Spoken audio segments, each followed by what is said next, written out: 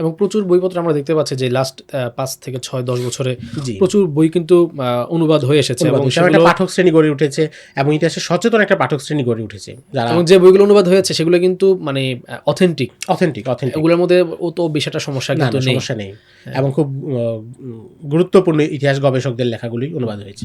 আচ্ছা, এখন মনে করেন আমরা এই যে সংকটগুলো আছে এগুলোকে কাটিয়ে ওঠার জন্য তো এমনিতে ধরেন নানান বইপত্র অনুবাদ হয়ে আসছে, কেউ কেউ মৌলিক রচনাতেও হাত দিচ্ছেন।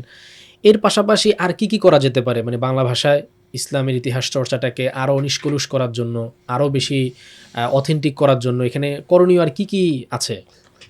করণীয় কয়েকটা ধরনের। একটা হচ্ছে যে আমাদের যে শিক্ষা প্রতিষ্ঠানগুলো আছে, বিশেষ করে মাদ্রাসা কেন্দ্রিক যদি বলি, তাহলে হচ্ছে ইসলামের ইতিহাস বিভাগ রাখা যেতে পারে। অন্তত যারা আগ্রহী মেধাবী তারা যেন এখানে পড়তে পারে এবং ইসলামী ইতিহাসটাকে মূল থেকে পড়া। আপনি তো জানেন যে ইসলামী ইতিহাসে মৌলিক সব কথা লেখা আছে উর্দু, ফার্সি, আরবি এই গ্রন্থগুলোতে। আপনার শিক্ষা প্রতিষ্ঠানের ম্যানেজমেন্ট করে ফেলুন সম্পূর্ণ ডিজিটালাইজড। ব্যবহার করুন তালিমি ক্লাউড স্কুল বা মাদ্রাসা ম্যানেজমেন্ট সফটওয়্যার। সফটওয়্যারটি সম্পূর্ণ ফ্রি ট্রায়াল নিতে এখনই কিউআর কোড স্ক্যান করুন বা কমেন্টে দেওয়া লিঙ্কের ফর্মটি ফিল আপ করুন।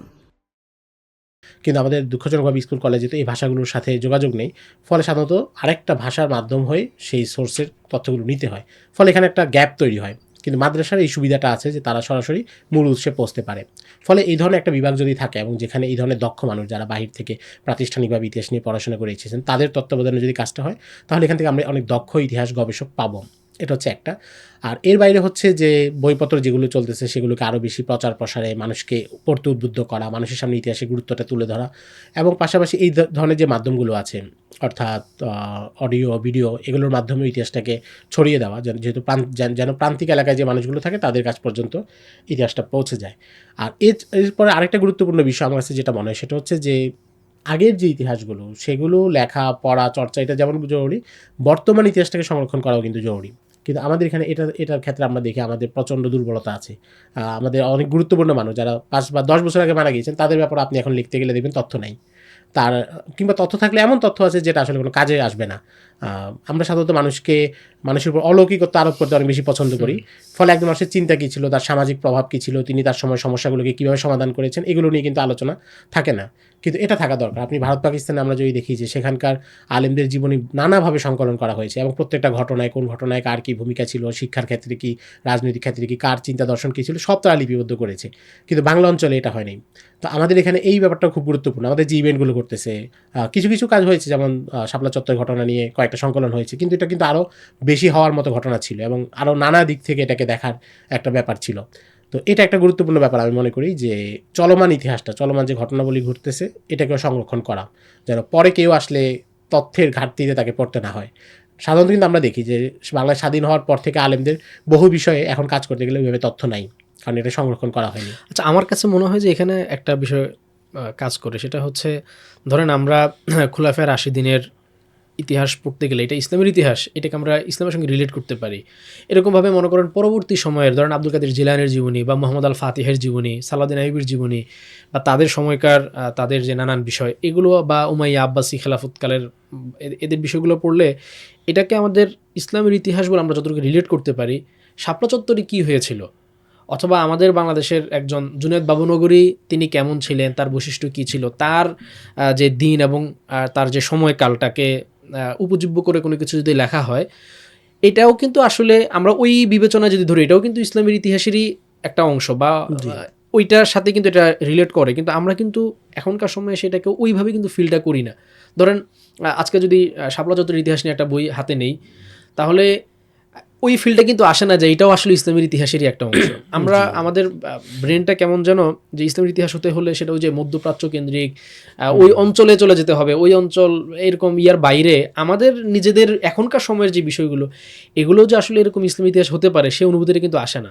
জি, আমার কাছে মনে হয় যে এটাও মনে হয় একটা কারণ যে এই ক্ষেত্রে যারা ইতিহাসের কাজ এখন বর্তমানে করছে তারা যে আপনি যেটা বললেন যে একটা অভাব আমরা অনুভব করছি, অথবা কেউ করলেও সেটা একটা দায় সারা গোছের, সেটা মনে হয় এই অনুভূতির কমতির কারণে যে আমরা যে এই কাজগুলো যদি করি সেটাও কিন্তু ইসলামের ইতিহাসেরই একটা অংশ হবে।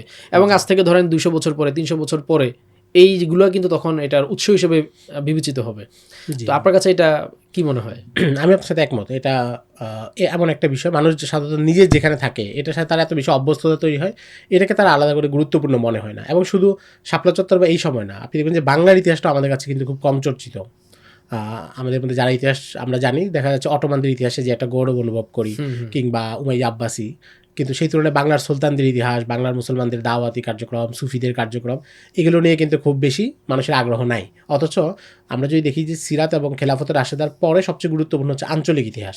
কারণ আমরা বর্তমানে বসবাস করতেছি, এর পেছনটা হচ্ছে ওই ইতিহাসে জড়িত এবং ওখান থেকেই বর্তমানটা নির্মিত হয়েছে। ফলে মানে সময়টাকে বুঝতে হলে এখানকার অতীতটা জানা দরকার। কিন্তু একটা মজার ব্যাপার আছে, সেটা হচ্ছে এস এম ইকরাম, ওনার একটা বই আছে মজে কাউসার। তো উনি এখানে বলছেন যে জামাল উদ্দিন আফগানির পরে যখন মুসলমানদের মধ্যে প্যান ইসলামিজম বা বৈশ্বিক ইসলামী ভ্রাতৃত্বের ধারা আসলো, তো উনি বলেন যে ভারতবর্ষের মুসলমানরা তখন প্যান ইসলামে এত বেশি মজে গেছে, তারা আঞ্চলিক ইতিহাসের গুরুত্ব ভুলে গেছে। আচ্ছা, তো উনি এখানে মূলত শিবলি নোমানি এবং সুলাইমান নদভীকে দায়ী করছেন যে তারা ইতিহাস নিয়ে এত চর্চা করছে কিন্তু ভারতবর্ষের ইতিহাস নিয়ে কিছু করে নেই, সব করছে বাইরের, মধ্যপ্রাচ্যের কিংবা অটোমানদের ইতিহাস নিয়ে।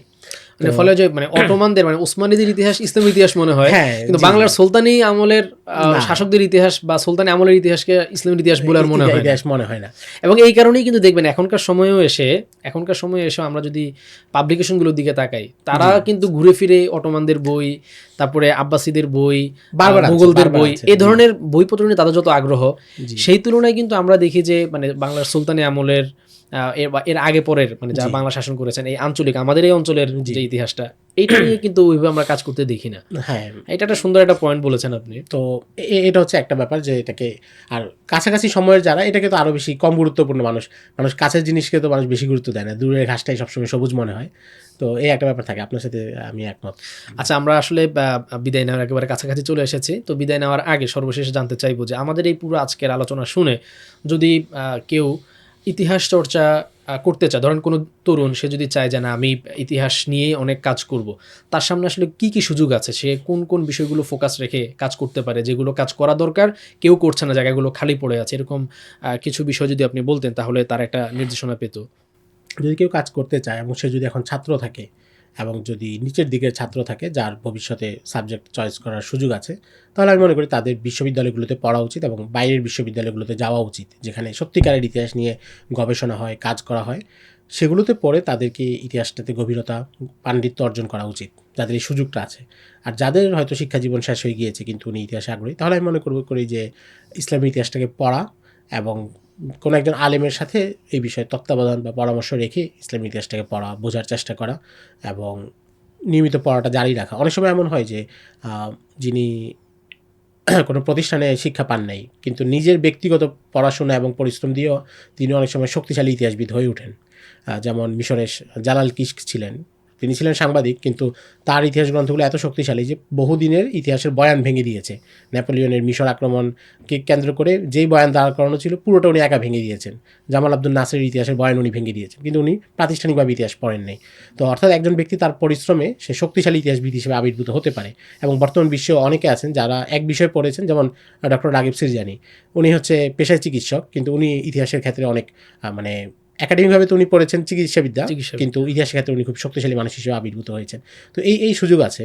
আমরা ইমাদউদ্দিন খলিলের কথা বললাম, উনি ছিলেন পেশায় ইঞ্জিনিয়ার, কিন্তু পরে উনি ইতিহাস বিষয়ে চর্চা করেছেন, এগিয়ে গিয়েছেন। তো এই জায়গাটা আমাদের কাজে লাগানো উচিত আর কি।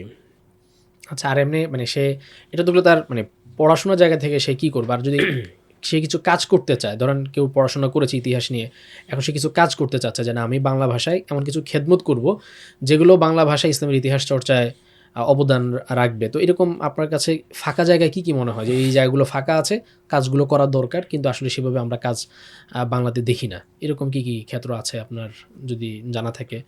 আমরা যে প্রথমে যে বললাম যে আঞ্চলিক ইতিহাস নিয়ে কাজ করা যেতে পারে, আঞ্চলিক ইতিহাস নিয়ে এখন আমাদের এমন কিছু কাজ দরকার যেটা হচ্ছে সরে জমিনে মানে বিভিন্ন এলাকা সফর করে পরিদর্শন করে ইতিহাসটাকে সংরক্ষণ করা।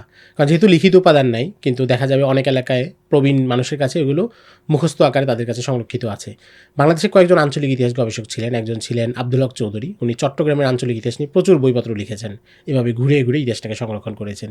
রাজশাহীতে ছিলেন রাজশাহীতে ছিলেন মিসির, কাজী মোহাম্মদ মিসির। তিনি হচ্ছে রাজশাহীর ইতিহাসটা অনেক তথ্য সংগ্রহ করেছেন। তারপরে দিনাজপুরে ছিলেন এমন একজন। তো এই যে তাদের মাধ্যমে যেমন ইতিহাসটা সংরক্ষণ হয়েছে, এটা বাংলাদেশের সব অঞ্চলে হওয়া দরকার। এবং কেন হওয়া দরকার? আপনি দেখবেন যে আমরা অনেক সময় উত্তরবঙ্গে কোনো এলাকায় গেলে সেখানে জানি যে এই এলাকায় প্রথমে কোনো মসজিদ, মাদ্রাসা, দাওয়াতি কাজ কিছুই ছিল না। নোয়াখালীর কোনো একজন হুজুর গিয়ে সেখানে কাজ করেছেন। আসামের বহু জায়গায় নোয়াখালীর লোকজন গিয়েছেন। স্বয়ং বরিশালেও প্রথম ইসলাম প্রচারের কাজগুলো নোয়াখালী থেকে আলেমরা গিয়ে করেছেন। কিন্তু এগুলো কিন্তু কোনো ইতিহাস নাই। কিন্তু এটা কিন্তু খুবই গুরুত্বপূর্ণ একটা বিষয় যে কোনো একটা অঞ্চলে ইসলাম প্রচারের ইতিহাস। একটা সময় ইসলামিক ফাউন্ডেশন কিছু দায়িত্ব নিয়েছিল প্রত্যেক জেলায় ইসলামের ইতিহাস নিয়ে একটা করে বই রচনা করা। সাতক্ষীরায় ইসলাম, যশোরে ইসলাম। কিন্তু এটা তারা প্রত্যেক জেলা শেষ করতে পারেনি। আমার যতটুকু আমি পেয়েছি 10-12টা জেলা তারা করেছে। এটার বাকি অংশগুলো পূরণ করার একটা দায়িত্ব আছে। তাহলে হচ্ছে আঞ্চলিক ইতিহাসে একটা বড় জিনিস সংরক্ষিত হবে। সেখানকার দাওয়াতি কার্যক্রম, খানকা, সেখানকার মাজারগুলো কেমন ছিল, কোন কোন সুফিরা এসেছেন, কার মাজার প্রমাণিত, অনেক ধরনের। এরপরে তো ভিতরে অনেকগুলো মাত্রা আসবে।